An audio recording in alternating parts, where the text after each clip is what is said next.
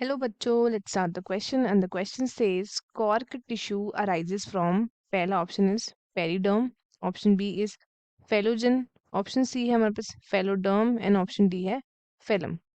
So let us start with our key concept. The key concept of this question is cork tissue. Cork tissue.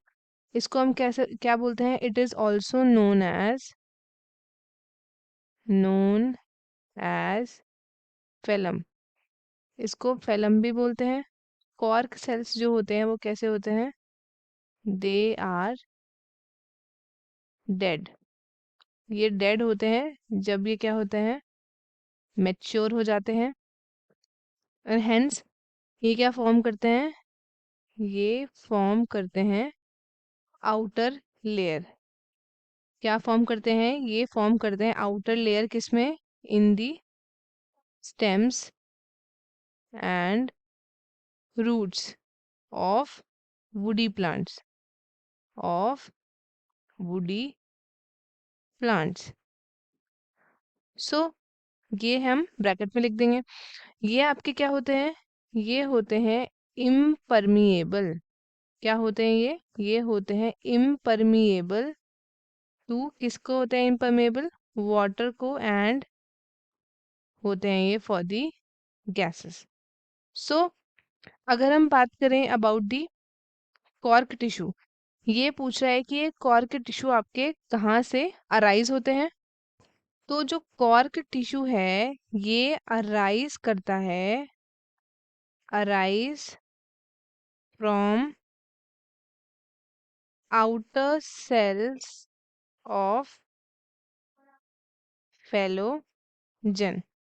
इसके outer cell से हमारे cork tissues आपके arise होते हैं. सो अब हम चलते हैं ऑप्शंस की तरफ. सबसे पहला ऑप्शन क्या है? First option is periderm. तो ये जो पेरीडर्म है ये क्या है? ये एक प्रोटेक्टिव टिश्यू है ऑफ सेकेंडरी ओरिजिन जो रिप्लेस करता है किसको? ये रिप्लेस करता है एपिडर्मल सेल लेयर को. एपिडर्मल सेल लेयर को ये क्या करता है? रिप्लेस करता है. सो जो लेटर आपकी क्या हो जाती है? डैमेज्ड हो जाती है. और ये आपके जो पेरिडर्म होते हैं ये आपके कंपोज होते हैं 3 तरीके के स्पेशलाइज्ड सेल से. कौन कौन से?